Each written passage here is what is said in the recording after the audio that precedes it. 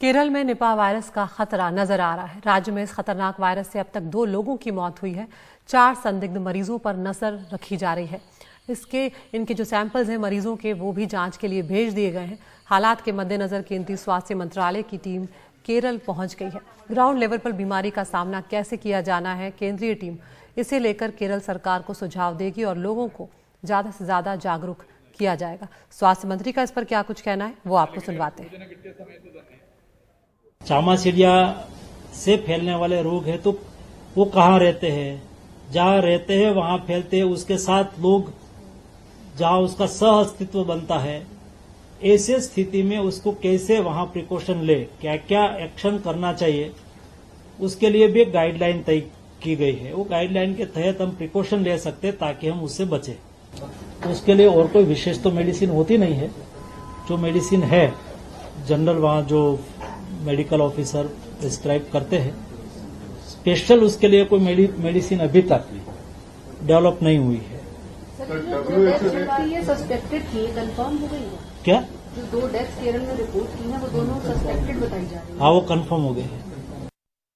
केरल में Nipah virus ने एक बार फिर से दस्तक दिया है, जिसमें 2 लोगों के मौत की पुष्टि हुई है।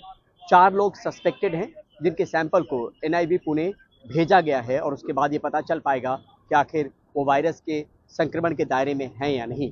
लेकिन केंद्रीय स्वास्थ्य मंत्री मनसुख मांडविया ने इस बीच में केरल के स्वास्थ्य मंत्री से बात की है।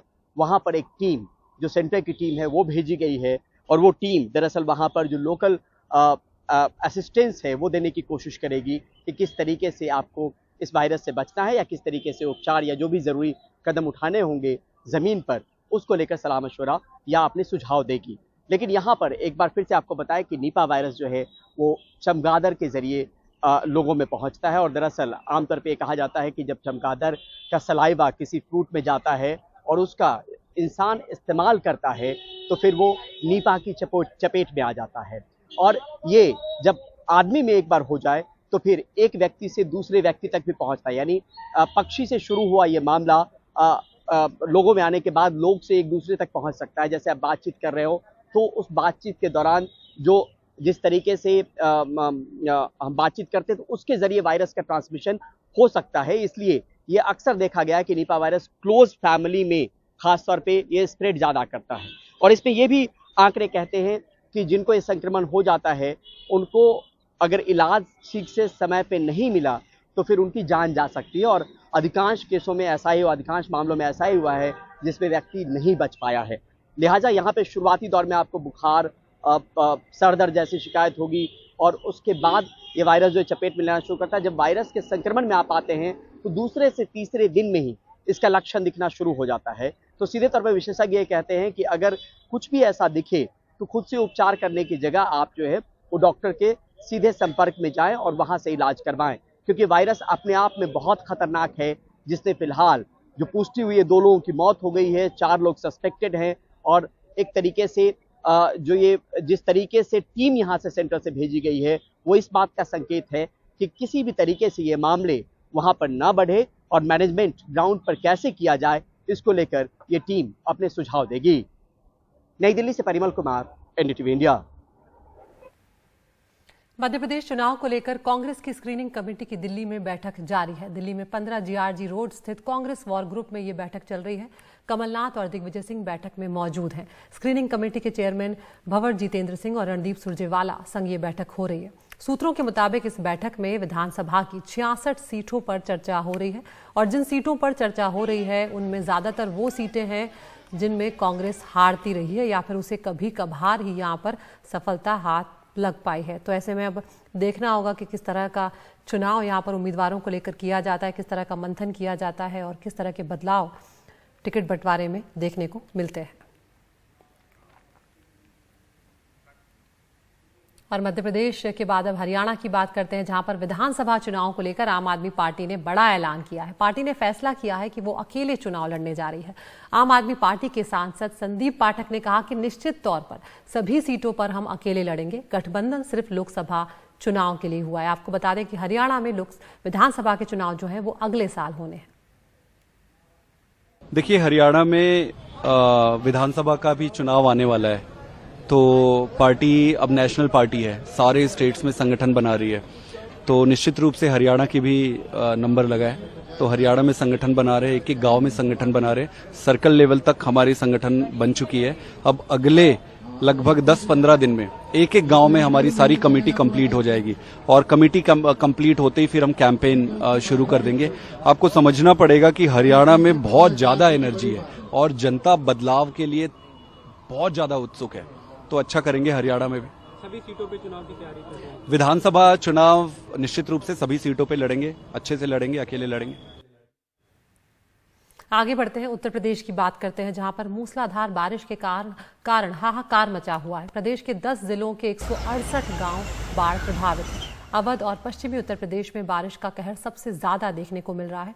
बीते 24 घंटों की अगर बात करें तो अलग अलग हादसों में 19 लोगों की जान चली गई है। हरदोई में सबसे ज्यादा 4 लोगों की मौत हुई है, बाराबंकी में 3 लोगों की, अवध के ही प्रतापगढ़ और कन्नौज जिले में 2-2 लोगों की जान चली गई है। मौसम विभाग ने अभी भी 19 जिलों में भारी बारिश का अलर्ट जारी किया हुआ है, तो अगले 1-2 दिनों तक और उत्तर प्रदेश के कुछ जिलों में फिलहाल राहत मिलती हुई नजर नहीं आ रही है। और अब आपको मुरादाबाद की तस्वीरें दिखाते हैं, जहां पर कई मोहल्लों में बारिश का पानी भरने से लोगों की मुसीबतें बढ़ गई हैं। आने जाने के लिए भी लोगों को अब नाव का सहारा लेना पड़ रहा है। मुरादाबाद में कल भी बहुत बुरी स्थिति थी और आज भी यहां पर लोगों को राहत नहीं मिल पाई है, क्योंकि पानी की निकासी जो है वो बहुत धीरे हो रही है और लगातार बारिश के चलते पानी की निकासी ठीक तरह से नहीं हो जा रही है। तो इस तरह से लोगों को नाव के जरिए कहीं भी आने जाने के लिए सहारा लेना पड़ रहा है। और अब हरदोई की तस्वीर दिखाते हैं, वहां पर अलग अलग जगहों पर दीवार और घर गिरने से एक महिला समेत 3 लोगों की जान चली गई है और 4 लोग घायल हुए हैं। कुल 4 लोगों की यहां पर जान गई है। बारिश के कारण जानवरों पर भी आफत आई हुई है। आपको बता दें कि इस जिले में 12 मिलीमीटर बारिश रिकॉर्ड की गई है।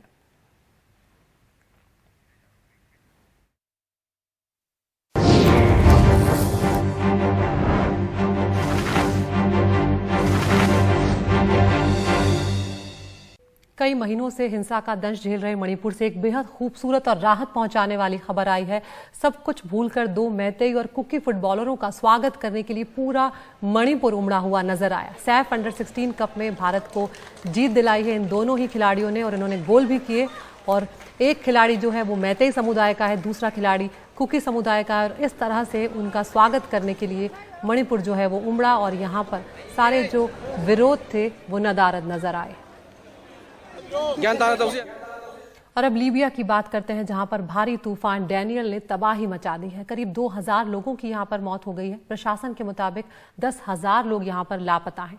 डेरना शहर में सबसे ज्यादा तबाही हुई है। तस्वीरों में आप देख सकते हैं बाढ़ में पूरे इलाके जो है वो बह गए हैं। प्रशासन के मुताबिक 2 बांध भी टूटे हैं और 330 लाख क्यूबिक मीटर पानी घुस गया और इन बांध के टूटने के बाद ही स्थिति भयावह हुई है।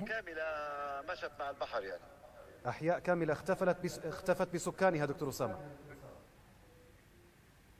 तो एप्पल यूजर्स के लिए अब उनका इंतजार जो है वो खत्म होने वाला है। एप्पल का सालाना सबसे बड़ा इवेंट आज रात 10:30 बजे शुरू हो जाएगा, जहां वो अपना आईफोन 15 सीरीज लॉन्च करेंगे। पर उससे पहले जानते हैं टेक्निकल गुरुजी से कि इस नए आईफोन में क्या बदलाव हो सकते हैं, किन अपडेट्स की उम्मीद की जा सकती है।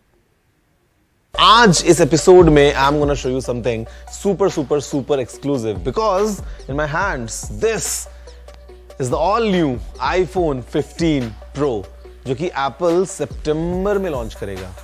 I have managed to get dummies of all the upcoming new iPhones. We have the iPhone 15 Pro, the Pro Max, the 15, the 15 Plus, basically everything. और आपको बताने वाला हूं कि क्या नया होने वाला है और क्या कुछ चेंजेस हम एक्सपेक्ट कर सकते हैं इस पूरे लाइनअप में। The first thing which is pretty obvious the moment I had a look was कि यहाँ पे अभी finally in the entire iPhone lineup we are getting the USB-C port. So no more Lightning जो कि iPhone 5 के time पे announce हुआ था, अभी finally it's all USB-C across the lineup.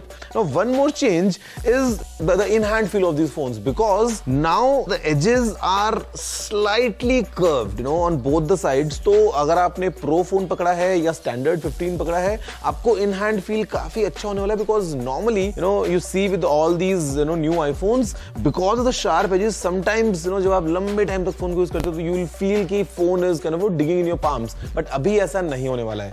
Another change I can give you is पीछे की तरफ if you see the 15 lineup is with this matte finish. Usually the way Apple does is the base phones like for example the 14 and the 14 Plus they'll have a glossy finish लेकिन जो Pro वाले phones होते हैं उसमें हमको मिलता है एक matte finish but this time across the lineup we have a matte feel. तो अभी कुछ Apple नया करने वाला है and one last thing जो नई होने वाली है जो मैं आपको बता सकता हूँ which is clearly visual from the outside is the new kind of buttons in the Pro lineup. These are not for the standard 15 and the 15 Plus, but in fact for the Pro lineup now, I have a different kind of a mute switch. So maybe it's a solid state button जहाँ पे you apply some pressure and then maybe you can use different levels of pressure gives you different kinds of things. Same thing goes with the volume button because now it's kind of like a single unit, like a bigger capsule giving you the volume up and down options. So हो सकता है कि Apple कुछ नया करने वाला है. अब now we just need to wait till September to find out कि what exactly Apple is planning to pack inside these phones. Cameras कैसे होंगे या डिस्प्ले में कुछ हमको नया मिलता है या नहीं. अच्छा, for a fact, I'll give you one more exclusive. Now, I'm not sure of this, but the way these dummies were sent to us, and the packing said iPhone 15 Ultra, not iPhone 15 Pro Max. So, हो सकता है Apple might change their naming scheme. So, this could be iPhone 15 Ultra.